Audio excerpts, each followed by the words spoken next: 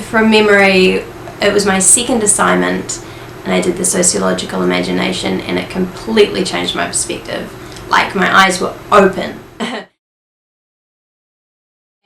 The sociological imagination is coined by Wright Mills.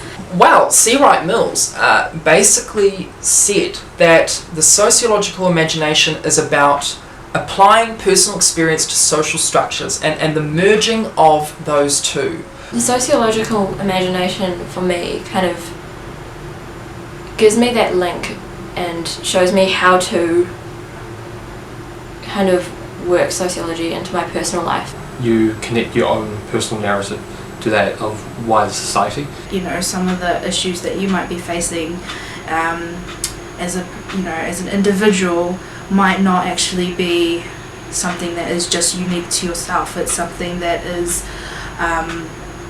much wider. It's questioning why we are in the circumstances we are in relative to those around us, and how policies and institutions affect or determine that.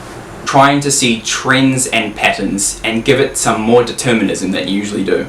Enable us to see that we're not as autonomous as we think. I have to try say, why do I do that, and what decisions that I or people around me made that had an influence on that? And you begin to realise that you are, in a lot of ways, a product of the world around you. Everything we do can be linked back to history.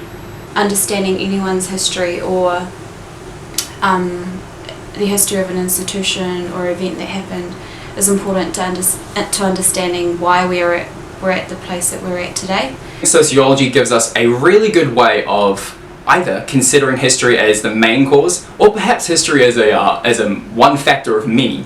In terms of the sociological imagination, when they talk about how our biography, our life, is shaped by our history and the social world around us, that means for me is that we're all born into different sized boxes.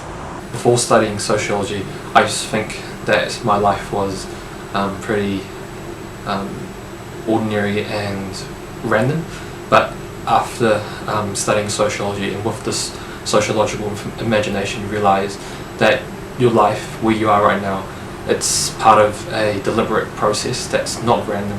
And those boxes represent life chances, and they represent opportunities.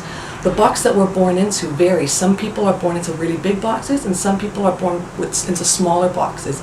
And that affects where we're going, the life chances, the opportunities we have available to us. It's, in fact, much broader than yourself, and it's at a societal level, and it's also at a historical level, and it has many layers and many forces. We're on a timeline which is called history, and so the place where we are in that present, so right now, and sort of the surrounding factors around that, that's sort of what we look at. For example, like imprisonment in New Zealand, that, there is, it's booming, really. I mean, our prison population is booming, and it's booming with Māori, and that's, and why that might be. So is that the personal issue of one person, one prisoner, or is that a social issue? Is there poverty and inequality here, to factor in? Is there addiction that we're not dealing with? Is there things in the social world that have happened, colonisation, that can contribute to these imprisonment figures? And so it really is about, it's not necessarily being deterministic or blaming, but it is about, acknowledging that and looking deeper, I think. So the sociological imagination is a great way to see how these trends and patterns that you observe or that others demonstrate, how they are related to the things around them, both before, in the present, and possibly in the future. So when you're on the bus, think about what you learned and how that has a real impact in your life. I was on a bus from Grey Lynn to the city coming here to university, and while I was sitting on the bus, a student of mine jumped on the bus with a friend. So of course, naturally I would, say hi, and just to fill in time, we just got to talking. So I'm talking to my student. Then I noticed his friend was just sort of sitting there, so I thought, let me include his friend. So I turned to the friend and I said, assuming, based on my position of privilege of being able to come to the university, I said to the friend, so what do you study? And so he sort of looked like a bit sad and a bit shy, and he said, oh, actually, I don't go to university. So then, of course, again, not even recognizing my privilege, I said to him, oh, okay, so if you don't study, because he was an 18-year-old guy, I said, oh, well, if you don't study, what do you do with your time?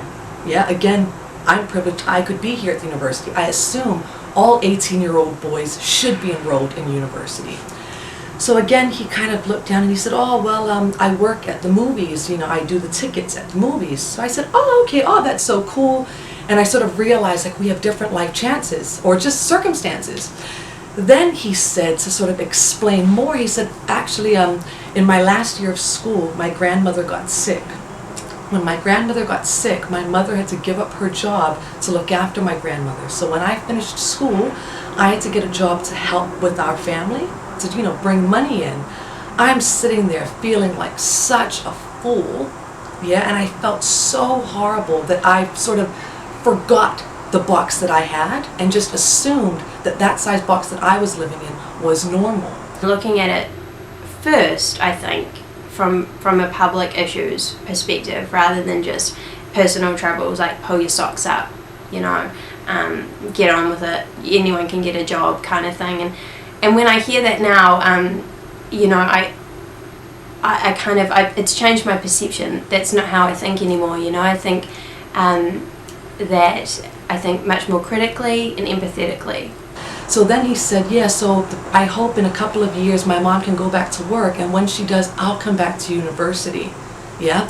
So that sort of illustrates, or it just highlights how our life, you know, our biography is shaped by our history. It's shaped by the world around us, where, like Karl Marx, he says, we're all free to make our own choices, but it's not in the conditions of our choosing. C. Wright Mills also said that one must not be obsessed with local milieu, and one must not go smaller and smaller, but one must extend larger and larger, extend into eventually the global milieu, be able to explain the global forces that are increasingly shaping the shrinking world. So sociological imagination for me is kind of something that I live more than just kind of study. It's a really applicable theory that I can kind of take into my life.